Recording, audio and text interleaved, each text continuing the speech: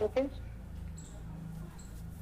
आज के इस लोकार्पण कार्यक्रम में हमारे साथ उपस्थित माननीय पूर्व शिक्षा मंत्री आदरणीय प्रमुख सचिव महोदय, आयुष लोक शिक्षण महोदय, राज्य शिक्षा केंद्र के सभी स्टाफ तथा इस ऑनलाइन लिंक से जुड़े हुए प्रदेश भर के सभी शिक्षक, सभी का आज के इस लोकार्पण कार्यक्रम में स्वागत है। ये बड़ा हर्ष का विषय है कि माननीय मंत्री जी ने अपने व्यस्त समय निकालकर इसमें अपनी उपस्थिति देने के लिए सहमति दर्शाई है और आज वो हमारे बीच यहाँ उपस्थित है। जैसा कि आप सभी जानते हैं कि शिक्षा नीति के अनुसार early childhood care and education को प्रारंभ बाल्यावस्था शिक्षा तथा बुनियादी साक्षरता एवं संख्यात्मक कौशल, इन दोनों के ऊपर काफी फोकस किया गया है और इसी को मद्देनजर रखते हुए राज्य शिक्षा केंद्र ने इन दोनों एट्रीब्यूट्स के लिए 2 कोर्सेस आज हम लॉन्च करने जा रहे हैं। इसमें ईसीसी के लिए 5 कोर्स होंगे और एफएलएन के लिए 6 कोर्सेस होंगे। इन कोर्सेस को जो दीक्षा पोर्टल है उस पर CMRise प्लेटफॉर्म के माध्यम से डिजिटली प्रदेश के सभी शिक्षक इसको कर सकेंगे, इसका लाभ उठा सकेंगे, ताकि ये जो कोरोना काल है इसमें हम अपनी स्किल्स को अपग्रेड कर सके और जैसे ही स्कूल प्रारंभ हो तो इनका हम उपयोग करके बुनियादी साक्षरता और संख्यात्मक कौशल छात्रों का बढ़ाने के लिए इसका उपयोग कर सकते। और मैं आयुक्त लोक शिक्षण महोदय से अनुरोध करूंगा कि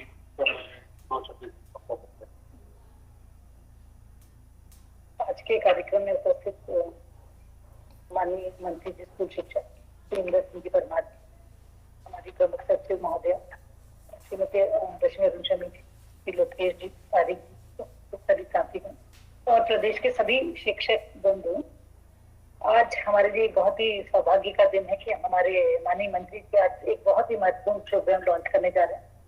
मैं आप सभी से चर्चा करना चाहूंगी कि आप सब लोग विदित है मैस्लो हायरार्की ऑफ नीड्स की थ्योरी से कि बाल्यावस्था का विकास कैसे होता है। जब हम देखते हैं बच्चों की भी जो नीड्स होती है, सबसे पहले उसकी फिजिकल नीड्स होती है, उनका शारीरिक संरचना का विकास होता है, फिर उनकी सोशल नीड्स है कि बच्चा किस तरह से आपस में इंटरेक्ट करता है अपने परिवार के सदस्यों से, अपने समुदाय से, और फिर वो कैसे उसको रिलेट कर पाता है अपने वर्ग से, आसपास के समूह से। फिर तीसरी उसकी नीड है इमोशनल नीड। अगर हम इमोशनल नीड की बात करते हैं तो वो अपने अन्य सदस्यों से कैसे बात करता है, अपनी फीलिंग्स कैसे शेयर करता है, उसको सेल्फ कॉन्फिडेंस लाने के लिए बहुत जरूरी कि उसकी इमोशनल नीड्स को देखा जाए। फोर्थ है उसकी लैंग्वेज, कैसे वो अपने कम्युनिकेट करता है साथियों से, अपने हाव भाव से, अपनी भाषा से, अपनी मातृभाषा से। और आखिरी कॉग्निटिव स्किल्स कि बच्चे की मेमोरी, उसका इमेजिनेशन और उसकी प्रॉब्लम सॉल्विंग, उसकी क्रिएटिविटी। ये जो मैस्लो की थ्योरी है, इन नीड्स को जब हम परिवर्तित करने की बात करते हैं तो जैसे कि आप सभी को विदित है कि राष्ट्रीय शिक्षा नीति ने एक बहुत ही क्रांतिकारी परिवर्तन किया। अभी तक हमारे शासकीय विद्यालयों में हम कक्षा 6 से कक्षाएं प्रारंभ करते थे। 6 वर्ष की उम्र से हम बच्चों को कक्षा पहली में देते थे, जबकि सर प्राइवेट स्कूल में हम देखते थे कि 3 वर्ष की उम्र से बच्चे आते हैं। बच्चे की जो मेमोरी का डेवलपमेंट होता है वो सबसे ज्यादा विकास उसका इसी समय में होता है, 0 to 6 में। तो बहुत जरूरी है कि हम उन बच्चों को इसी उम्र में उनकी नीड्स को मेट करें, उनको आगे उनके विकसित कर सकें। तो इसके लिए ये जो नीति बनाई गई, जो राष्ट्रीय शिक्षा नीति है, उसका भी एक महत्वपूर्ण अंग है। और इसी के आधार पर सर इस बार हमारे विभाग में, हमारे राज्य शिक्षा केंद्र में अर्ली चाइल्डहुड केयर और एजुकेशन और फाउंडेशन लिटरेसी ऑफ न्यूमरेसी का पाठ्यक्रम आज लॉन्च करने जा रहे हैं। ये एक बहुत ही बड़ा जो क्रांतिकारी परिवर्तन आया है, इसमें स्वीकार किया गया है सर ईसीसी और एफएलएन को स्कूल शिक्षा का भाग होना चाहिए। अभी तक ये क्षेत्र बाल विकास के कार्यक्रमों का एक काम था। राष्ट्रीय शिक्षा नीति जो सर आई है, इसमें पहली बार 3 वर्ष से 18 वर्ष तक के सभी बच्चों की पाठ्यचर्या और प्रशिक्षण शास्त्र के आधार पर 5+3+3+4 की जो नई व्यवस्था लागू की जा रही है। इसमें सर पहली बार शिक्षा के ढांचे में 3 वर्ष के बच्चों को सम्मिलित करके एक नई शुरुआत की जाएगी।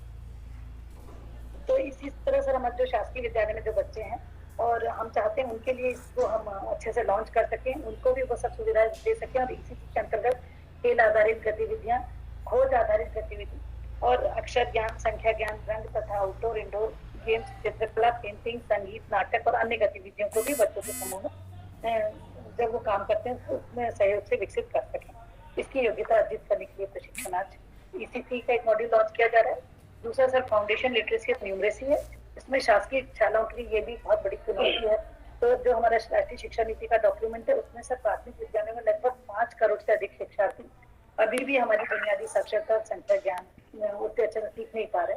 तो मैं ये कहना चाहूंगी कि ऐसे बच्चों को सामान्य दिख को पढ़ने, समझने और अंकों को जोड़ने और घटाने की क्षमता भी विकसित करने के लिए राष्ट्रीय शिक्षा नीति ने वर्ष 2025 तक प्राथमिक विद्यालय में सभी विद्यार्थियों को मूलभूत साक्षरता और संख्या ज्ञान को प्राप्त कराने का लक्ष्य रखा गया।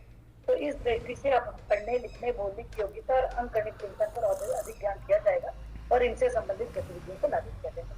तो इस दृष्टि से ही राज्य शिक्षा केंद्र द्वारा ये जो हमारा पे आधारित स्कूल रेडीनेस मॉड्यूल बनाया गया है, इसमें गतिविधियां और वर्ग मुख्य आधार पर इस मॉड्यूल को लागू करने में सहपाठियों का और अभिभावकों का भी सहयोग किया जाए। Thank you. मैं आदरणीय प्रमुख सचिव महोदय से अनुरोध करूंगा कि इस कार्यक्रम की उपयोगिता एवं ये कार्यक्रम किस तरह लर्निंग आउटकम्स को इम्प्रूव करने में सहायक होगा संबंध में मार्गदर्शन कराऊंगा। माननीय मंत्री जी, आदरणीय श्रीमती केआरएस, लोकेश, इस कार्यक्रम से जुड़े सभी हमारे जिला स्तर के अधिकारी और शिक्षक। सर, जैसा अभी लोकेश ने भी और मैडम ने भी बताया कि यूसीसी और फाउंडेशनल लिटरेसी यूनिवर्सिटी जो है वो बहुत ही महत्वपूर्ण है और इसको हमें बहुत एक सिस्टमैटिक ढंग से अपने टीचर्स को सिखाने की जरूरत है। ये बात साइंटिफिकली एस्टैब्लिश्ड है कि जो बच्चे का जो मस्तिष्क का जो विकास होता है वो 5 साल की उम्र तक सबसे तेजी से होता है। और जैसा मैडम ने अभी कहा कि नई शिक्षा नीति में ये बहुत एक क्रांतिकारी परिवर्तन ये हुआ है कि इस बात पर बहुत ध्यान दिया गया है कि छोटे बच्चों को हम छोटी उम्र से ही शिक्षा से जोड़ें, चाहे वो महिला बाल विकास हो, चाहे स्कूल शिक्षा विभाग हो, और उसके बाद हम उनको सही तरीके से सिखाएं जिससे कि आगे चलकर उनकी पढ़ाई बहुत अच्छे से हो। इसके लिए सर 4 जो वर्ल्ड बैंक फंडेड प्रोजेक्ट है, इसके अंतर्गत हम लोग पायलट पर 1500 स्कूल ले रहे हैं। समग्र शिक्षा अभियान के अंतर्गत 1500 स्कूल और हम पायलट पे लेंगे और 3000 स्कूलों में सर इस कार्य को अगले वर्ष में प्रारंभ किया जाएगा। इसके लिए ईसीसी के लिए जो ट्रेनिंग मॉड्यूल है सर, वो एनसीईआरटी से जो हमें ट्रेनिंग मॉड्यूल प्राप्त हुआ था उसको एससीईआरटी ने हमारे और देखा और उसको आरआई की भी मदद ली उसमें, और उसके बाद इसको और फाइन ट्यून करके सर टीचर्स के लिए इस हिसाब से लॉन्च कर रहे हैं कि उनके लिए सरल हो, उनको समझने में आसानी हो और उससे जो वो सीखे उसको आसानी से वो क्लासरूम प्रैक्टिस में ट्रांसलेट कर सकें। जो हमारा ईसीसी की ट्रेनिंग है सर, उसके लिए डेजिग्नेटेड टीचर्स होंगे, उनका आदेश भी यहाँ से निकल जाए कि कौन शिक्षक इस प्रशिक्षण को उनको ग्रहण करना अनिवार्य है। अन्य और शिक्षक इसको अगर अटेंड करना चाहते हैं तो उनका स्वागत है सर, बहुत अच्छी बात है, वो अपने ज्ञान में वृद्धि करें, लेकिन स्पेसिफिकली कुछ टीचर्स के लिए तो अनिवार्य है क्योंकि वो टीचर्स इस पायलट को रन करेंगे सर। जहाँ तक सर बुनियादी साक्षरता प्रशिक्षण का सवाल है सर, बार बार हम ये महसूस करते हैं कि हमारे यहाँ पर हम और हमारे शिक्षक साथी हमसे बहुत शिकायत करते हैं कि हर थोड़े दिनों पे आप एक नया प्रशिक्षण कार्यक्रम हमारे लिए ले आती हैं और बदलाव ले आती हैं।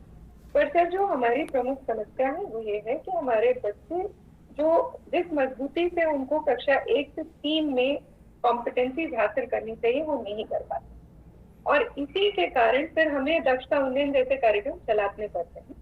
हमारा सर अब ये प्रयास है कि दक्षता उन्नयन कार्यक्रम हम ज्यादा से ज्यादा 2 वर्ष और चलाएं। उसके बाद हमारे जो नए बच्चे आ रहे हैं उनकी जो बुनियाद है, उनकी जो नींव है वो इतनी मजबूत हो कि हमें फिर बार बार इस तरह के प्रशिक्षणों को अलग अलग नहीं करना पड़े। इस प्रशिक्षण को सर अभी कक्षा 1 से 5 तक के सभी टीचर्स के लिए खोला गया है क्योंकि ये महसूस किया गया कि कक्षा 5 तक भी बहुत सारे बच्चे बुनियादी जो कॉम्पिटेंसीज हैं उसको अभी नहीं कर पाते। एक यहाँ पर भी सर रिसर्च ने ये बात को प्रूव किया है कि बच्चे कक्षा 3 तक जो चीजें सीख लेते हैं, चाहे वो साक्षरता हो चाहे गणित हो, अगर वो अच्छी तरीके से सीख लेते हैं तो उनकी आगे की पढ़ाई बहुत अच्छी चलती है। और अगर वो उस समय कमजोर रह जाते हैं तो फिर खासतौर पे गणित में उनको आगे चल के बहुत दिक्कत आती है और वो हायर कॉम्पिटेंसी जो मैथ्स की होती है वो नहीं कर पाते। सिमिलरली सर आपने भी निर्देश दिए हैं सर कि हम आगे चल के नैथ में बहुत अच्छा स्थान प्राप्त करें और इसके अलावा हम पीसा में भी भाग लें। तो इन दोनों ही टेस्ट में सर बच्चों की जो लैंग्वेज स्किल्स होती हैं उस पढ़ के उसको समझ करके उत्तर जो प्रश्नों का देना होता है वो इस बात पर निर्भर करता है कि बच्चे कितनी तेजी से पढ़ लें, उसको कितने बेहतर समझ लें और उसके आधार पर कितना जवाब दे सके। तो ये जो प्रशिक्षण है सर फाउंडेशनल लिटरेसी न्यूमरेसी का, ये इन्हीं स्किल्स को डेवलप करने के लिए प्रशिक्षण है। अपने जो सारे शिक्षक साथीगण हैं सर, उनको मैं ये अश्योर करना चाहूंगी कि इसमें कोई ऐसी बहुत सारी रेवोल्यूशनरी नई बातें नहीं है। ज्यादातर चीजें वही है सर जो वो जानते हैं, जो वो करते आ रहे हैं, बस उसको एक और सिस्टमैटिक रूप से हमने इसको तैयार करा है जिससे कि वो और बेहतर रिजल्ट दे सके सर। बस इसलिए जो बार बार एक चिंता सारे हमारे लोग व्यक्त करते हैं कि हर थोड़े दिनों में आप एक बिल्कुल नई चीज दे आती है, बिल्कुल नया बिल्कुल भी नहीं है। जो वो करते आए हैं उसी को सिस्टमैटिक रूप से हम इसको प्रस्तुत कर रहे हैं सर। कुछ चीजें हैं जिन पर ज्यादा फोकस कैसे करना है ये सिखाया जा रहा है सर। तो हमारी सर उम्मीद है कि हमारे जो टीचर्स हैं इसको बहुत अच्छे से करेंगे। और अब इस साल क्योंकि मैथ्स होगा और उसके 2 साल बाद फिर मैथ्स होगा, तो अगर हमारे टीचर्स इसको अच्छे से ग्रहण करेंगे सर, तो हमारी पूरी उम्मीद है कि हम लोग राष्ट्रीय स्तर पर और फिर आगे चल के अंतरराष्ट्रीय स्तर पर भी हमारे रिजल्ट बहुत ही अच्छे आएंगे और हमारे बच्चे जो हैं वो भविष्य में बेहतर परफॉर्म कर पाएंगे। Thank you sir. अब मैं माननीय मंत्री जी से सविनय अनुरोध करूंगा कि इस कार्यक्रम को